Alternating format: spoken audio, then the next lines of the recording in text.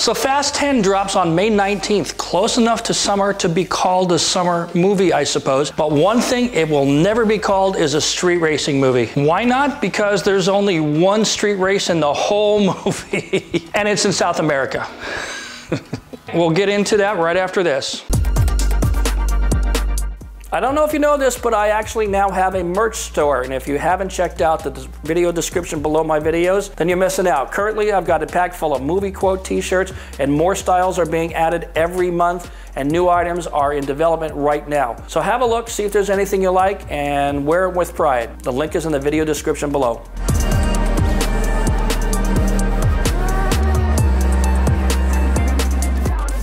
Pieces of information on Fast 10 are starting to leak out, and I'll get to that in a bit. But for now, I want to talk about the movie that car fans shouldn't miss this summer. It's the Gran Turismo movie. You've been hearing about it for almost 10 years.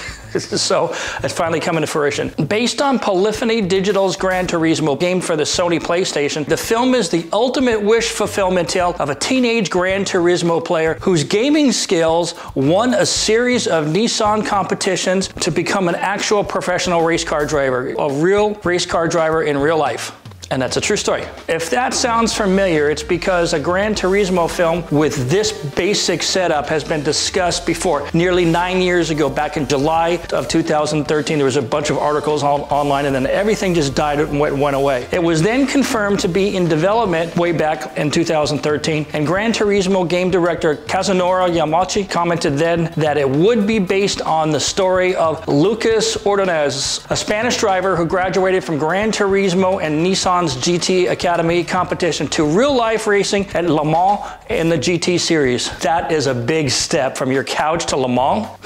Who wouldn't want to do that? But Ordonez isn't the only racer to follow this path. Brit Jan Martinborough won GT Academy a few years after Ordonez and went on to enjoy an even longer racing career and ending up in the Super GT Championship in Japan, which is no joke. That's a serious step up.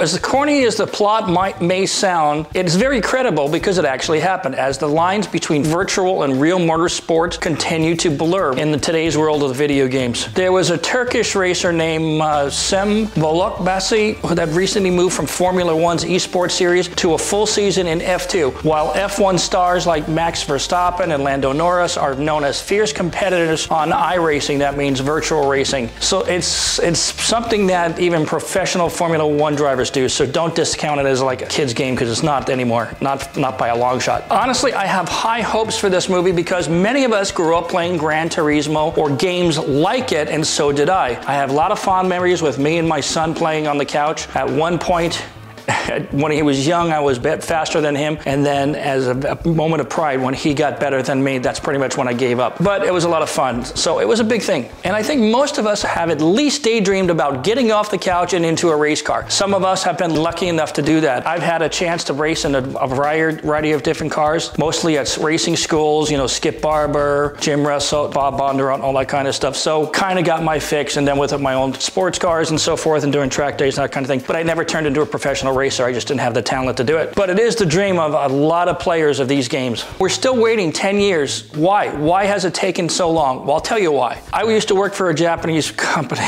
The phrase we like to use was analysis paralysis, as it often is in the Japanese culture. A culture of careful consideration, contemplation, and yes, maybe a little bit of constipation sometimes. Or perhaps other priorities like working on the next version of the Gran Turismo game or what other game franchises they're involved in. So maybe it wasn't the top priority for them. But with the success of Fast and Furious movies, they decided to jump in because Fast and Furious is really running out of gas lately. It's winding down in the last 2 movies. Either way, I'm very excited about this movie because it's literally more down to earth than the trash plot of Fast 9. You remember that one? The Fiero went into space.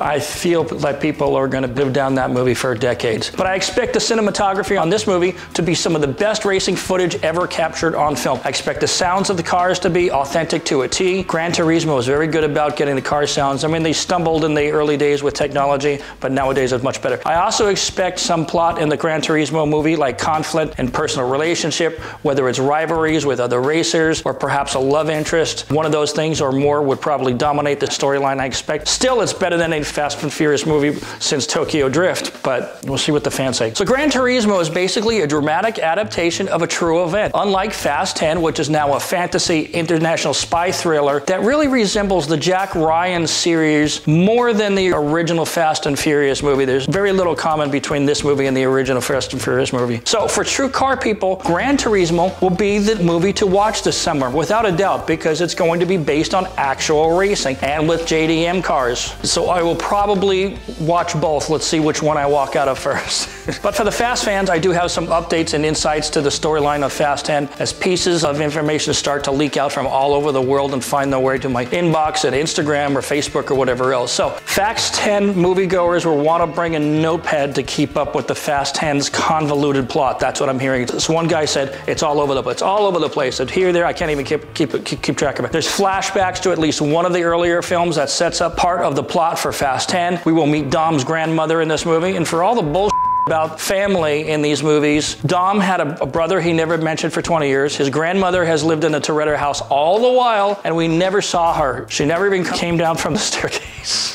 These are the comments I'm getting from people. Well, if you have a grandma, how come she never came down? Old villains and old allies will come back, and characters from other Fast and Furious movies are sprinkled in here and there, and presumably some of their relatives, their cousins, their sisters, brothers, mothers, neighbors, boyfriend, whatever. Of course, the Toretto family is going to be under attack because of their past exploit. It's this theme that keeps going on, presumably from the relatives of people that Toretto's crew has offended or tangled with before. I'm also hearing that Brian O'Connor is not making a comeback in the movie in any major role. Supposedly there's barely a mention of him, and I think the phrase, it wasn't even a mention of him, it was more like a reference to him. Mia's said to have a very small role. Unfortunately, there's more of the God's eye bullshit. This is just stuff I'm hearing from people who were on set or as extras or whatever else, people who support the crew, whatever. We also know that there's an attack on the Vatican, and apparently somehow Dom's posse happens to be in the right place at the right time to intercede. How this fits into the rest of the movie is unknown. I have no clue, and I can't imagine how they're going to segue into something else. But like I said, it's just going to jump all around. We know John Cena's back. We already know that. That's public information. We know Jason Momoa is the bad guy, and that the plot around how he fits is also very convoluted and said to be beyond complicated. You're going to have to make notes and do some kind of chart to figure it out, as I'm being told. My Brazil sources tell me that the cars and the only street race that will live in the movie included a purple Impala. Yeah, because those cars make great drag race cars. Or they could. Oh, okay. I stand corrected. There's also a Porsche GT3 RS, or presumably a replica of one. I don't know anybody who would loan their RS to that franchise. Of course, an old Charger, as there always is, and an RB26 equipped 240Z, which I'm betting belongs to Han in the movie, because that's kind of his style, so that would work for him. So don't hold your breath hoping that you're going to see anything close to a move back to the roots of the franchise, where they were doing street racing and hijacking trucks or any kind of thing, or some kind of family drama or anything like that. Basically, with Vin Diesel running the show, the story is subject to his whims, the ideas he comes up with while working out at the gym or in the shower or wherever he gets his inspiration from, probably cartoons.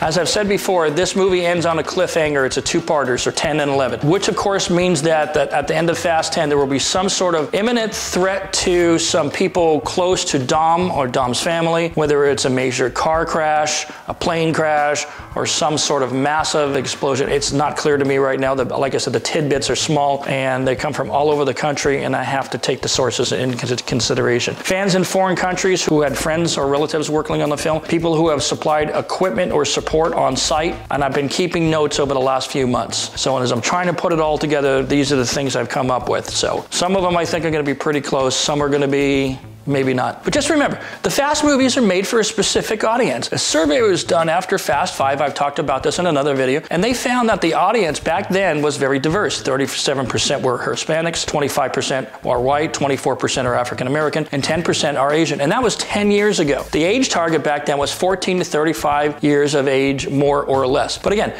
these demographics are 10 years old now. That the franchise has evolved into something very different. I submit that the audience today is going to be a bit younger here in 2023, probably more Hispanic and less white. So if you fit within this demographic, you will probably like Fast 10. That's what I'm saying. If you're a little older, like people like me who, late 40s to 50s. I'm in my 50s now. So for people around my age, I'm way more excited for the release of Gran Turismo because I lived through it and it was a big part of my life when my son was growing up. But will Fast 10 be as grand as its $340 million budget? We shall see. Now, part of that was probably spent on footage for Fast 11, so I don't know how they're going to sort that out, but that is the fourth highest movie budget in history. I expect more information on Fast 10 later this month. I would tell you more right now, but I was sworn to secrecy by one of my sources, so that information can wait anyway. I want to see some notes start to leak out from journalists and so forth, so we will see what will happen. So, like I said, it's not going to be a street racing movie, which we've already figured that out a long time ago. It's just not the way they're going anymore. But if you are in that demographic, I strongly suggest you go to see the movie because you're going to be pissed if you didn't see it and there was something that you really liked in it. So that's it for me. You might see me at the theater when the Gran Turismo movie comes out. When Fast and 10 comes out, I will probably have a private screening with friends just in case I have to walk out or throw up.